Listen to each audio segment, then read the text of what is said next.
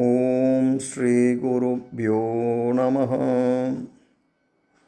இன்று கந்தசஷ்டி விரதத்தின் 5ஆம் நாள்.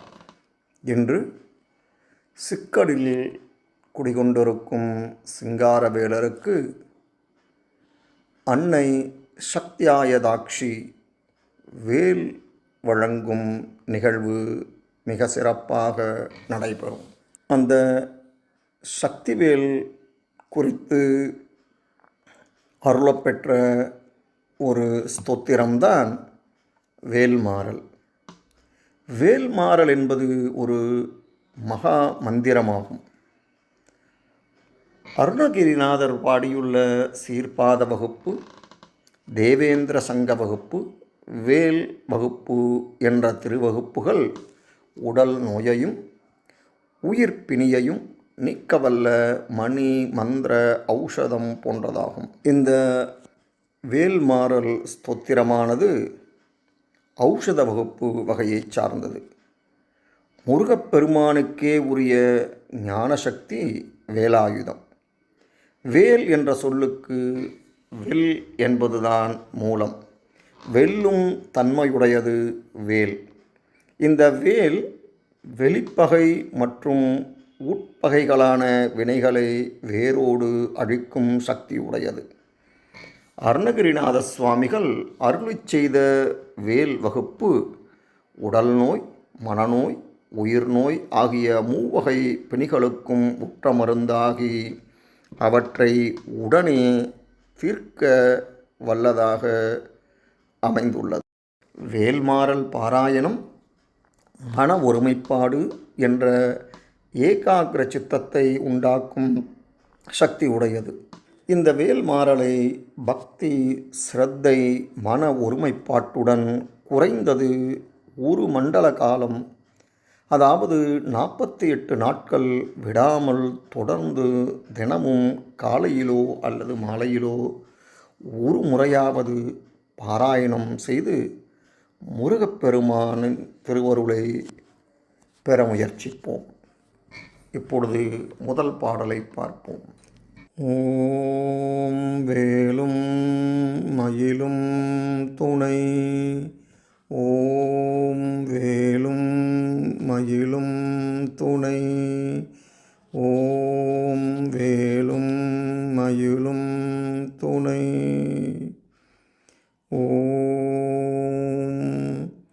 திருத்தணியில் உதித்தருளும் ஒருத்தன்மலை விருத்தனென உளத்தில் உரை கருத்தன்மையில் நடத்துகுகன் வேலே.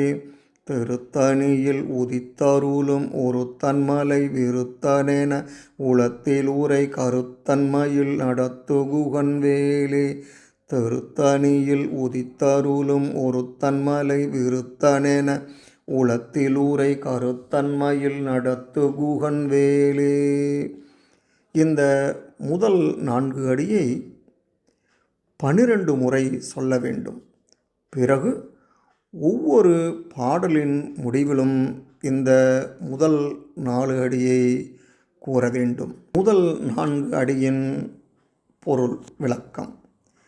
திருத்தணிகையில் உயிர்களின் அக இருளை போக்க ஞான சூரியனாக தோன்றி அருளும் ஒப்பற்ற முருகப்பெருமானும் குறிஞ்சிக் கிழவனும் உயிருக்கு உயிராய் எனது உள்ள குகையிலே உறைபவனும் கருணை உருக்கொண்டு ஆதிக்கு ஆதியாய் நிற்கும் முதல்வனுமான திரோதான சக்தியாகிய மயிலை செலுத்தி நடத்தும் முருகப்பெருமானின் ஞானமே உருக்கொண்ட திருவருட் சக்தியாகிய வேலே என வணங்குகிறார்.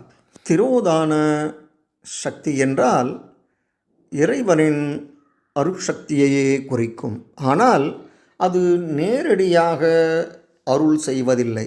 மாறாக ஆணவ மலத்தால் ஏற்படும் மாயையை மறைத்து உலக அனுபவங்களை வழங்கி ஆன்மாக்கள் படிப்படியாக உண்மை நிலையை அடைய உதவும் ஒரு மறைப்பாற்றல்தான் திரோதான சக்தி.